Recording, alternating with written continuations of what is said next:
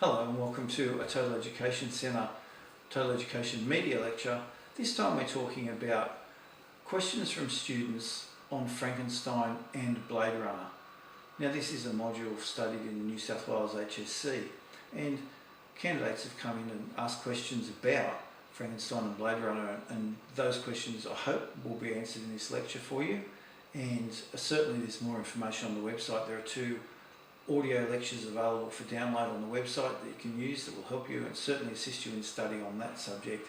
But tonight we're just here to help you with a few questions that have been posted in. First question is Frankenstein or Blade Runner the main text? Now that's a very good question, and one that certainly needs to be addressed very early in the study. You'll notice the module has both Frankenstein and Blade Runner in its title, and therefore you'll find that it's about a 50-50 split between the two. But for my purposes, I find that Frankenstein is probably the more important of the two in many ways, because plenty of candidates certainly watch the film Blade Runner, which is of course very short and easy to watch, but don't read Frankenstein. And so essays are often imbalanced in the HSC, and certainly markers are looking for balance in that HSC. And the fact that candidates have read Frankenstein is an important point that may get you some extra marks in that HSC. So think carefully about reading Frankenstein, go through it thoroughly, have quotes from all different sections. That would be my advice for that question. The next question goes directly to the exam and is an excellent question, and one that's been asked many times by students. How are we supposed to fit themes, techniques, values, context, Gothic, Romanticism, the composer's view, the reader's views, and everything else, and two texts, into one 40-minute essay? Now that's an excellent question, and it's very difficult, and that's the simplest answer. It is very difficult. So what you need to do is you need to be very precise, and you need to think about what you're going to write well before you get into the exam. There is, in the comparison of those two texts over time, a huge amount of information that you will learn and gather in your studies, and plenty to write about. One hint that I would give you is that when you're talking about context, keep that very short, possibly to a paragraph only or so, and ensure that you don't go into a big history lesson. Some candidates get overwhelmed with the context and decide to give a long and lengthy history lesson and go into great detail about Romanticism and the Gothic and the period of time and her life and everything about that, and then they do the same with Blade Runner, and they have nothing to say in their essay other than that because they run out of time. Read the question very carefully. Usually the question goes back, and what you're focusing on in that 40 minutes are the core values and the context. So set your context for both up in a paragraph or a couple of paragraphs, and then go directly to the values. And I think that's what the question will certainly ask you. And go back to those core values that we've talked about in these other mini lectures on the Total Education channel, and certainly are mentioned in detail in the notes that you can download from the Total Education website. The context certainly contributes to the values, and that's the link you should make between the two. I personally would spend more time talking about the values and the ideas that the values come from. It's also important to remember that your themes aren't the values, the themes show us the values, and you need to make that very important distinction when you write this essay in that module. I'll probably leave that question there because we'll come back to that when we talk about essays, and certainly there's information on that. The next question that we'll deal with is, what are the similar values in both texts? And what does it mean to be human? Well, I'll take those two questions very separately. What are the similar values in both texts? And I think you can link the values in both texts by asking that second question there, what does it mean to be human? And what sort of world do the two composers see? And I think we can link that if we go back to the lecture that was delivered on Frankenstein and the questions from students, where I talked about the values that Mary Shelley tries to portray in the novel, and I think they're very similar, can all go back to one overriding thematic concern that the values come out of, and that's the idea of creator and creation. In Frankenstein it's just the creation, whereas in Blade Runner it's all the replicants and the different things they represent, and Tyrell and the Tyrell Corporation.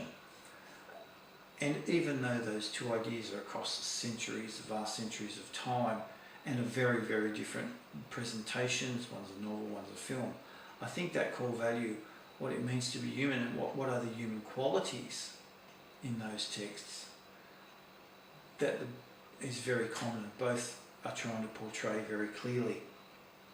That's the similar value, I think, in both texts that you would link all your ideas with. Now, specifically, what does it mean to be human? Well, what are the qualities that make us human? And I think both texts go down to that. Certainly, if we look at Frankenstein and Blade Runner side by side, one of them is existence, for sake that longing to live.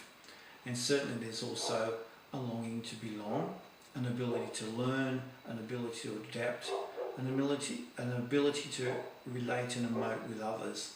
And they're certainly core values. And I think that both texts question through the creations of either the monster or the replicants, that they certainly have very, very human qualities, while the creators, Tyrell and Frankenstein, are certainly egotistical, desensitized, have very little or no empathy at all with the race, cut off, isolated. And I think they're portrayed negatively as a direct contrast.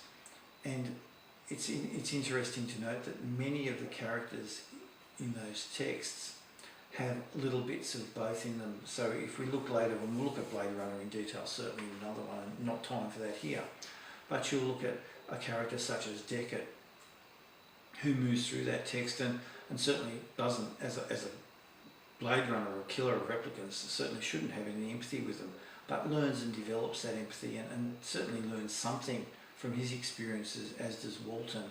And there's certainly plenty of comparisons that you can make.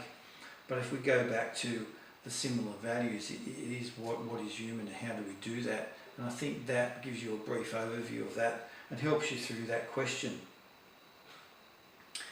The next question we're going to look at, and another very, very good question, and one that's often asked, is how can Blade Runner and Frankenstein be so similar when they're so different? And I don't think they are that different, although that's a good question. And I think by different we mean different over time, and certainly different as one's a novel and one's a film. I think what we talked about in that last question, where it discusses the similar values that each is trying to portray, although in very, very different ways, I think that makes them very similar.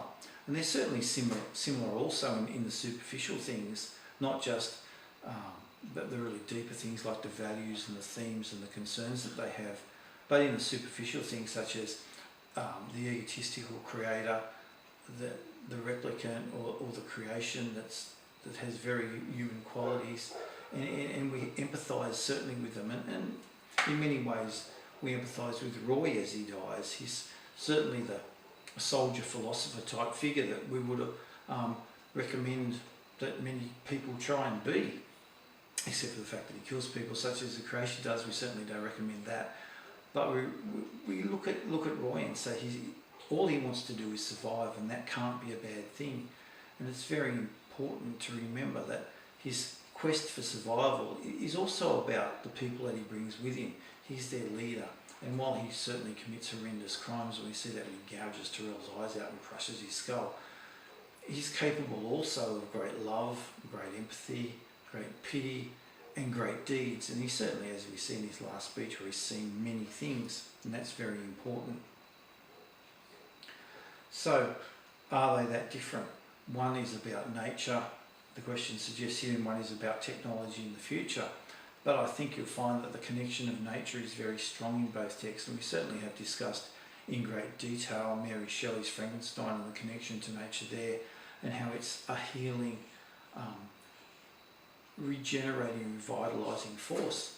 And we see in Blade Runner as well that Nature is again a healing, regenerating force, even though it's not there. Man has destroyed nature in the future, and if we go back to Shelley, man's trying to create and be God and create and take nature's role, whereas in the future nature's been destroyed, but man so desperately lusts for nature and that touch of nature that in Blade Runner he creates nature around him. And we see that, for example, very early. Not only has man created nature, but man, as Frankenstein does, goes one step further and creates a replicant, or certainly a better human being in a physical sense. Nature's very important in Blade Runner, and we see in the early shots that the complete devastation of life, not life on Earth, but nature on Earth. And so what do we get? We get man creating nature. The snake, for example, the ostrich we walk past, man needs to feel that. The owl in Tyrell's office, man needs nature around him to feel something. It gives him a touch of what he really needs to be. And I think in many ways in Ridley Scott's film that goes back into romanticism in many ways, and we see that the romantic ideal of that nature is a healing force sort of come through in Ridley Scott's work, even though the world has become devastated. The dove at the end, we'll talk about that symbol later, but certainly again the dove can be used as a symbol of hope, as is the unicorn that is the origami unicorn, and all those sorts of elements come into it, and there's touches of romanticism there in many ways, and even though even in the death of Roy, it's a very, very romantic sort of ideal, even though it's a very gothic setting. And again, we can marry the two texts together through the romantic and through the gothic if you look hard enough and deep enough. So while they are very different, they certainly are also very similar in many ways. So going back to that original question, what values are there in those two texts that we need to try and marry? And I'd like to go back to thinking about the earlier video that we shot about Frankenstein, where I talked about the creator and the creation. In that creator and creation idea, that links the two, and that's where you should look for your values in many ways. And I think that also helps answer the question, how are we supposed to fit everything that we know into a 40-minute essay? And by doing that, going back to that original idea of creator and creation, and looking at that question or that idea across those two texts, that will bring it all together for you, because through that you're looking at themes, and through the themes we learn about the values. And I think that's what's going to help you link this and bind this unit together in an essay. Remembering that, yes, they do come from very different contexts, and both these texts come from obviously very, very separate. Shelley's background and Ridley Scott's background of the 80s, which we'll discuss in another little mini lecture like this one. But think about that overriding idea. I'd like to finish the lecture on that idea that if we look at the creator and the creation, that idea will link both those texts together very clearly. Don't forget to look on the website for the other lectures in this series. You can download the 2 audio lectures and subscribe to the channel. Leave some comments, give us some ideas of what you like. Perhaps you'd like to post some questions of your own that I can answer for you. Thank you for watching this Total Education Media Lecture. I hope we'll see you again soon. Good night.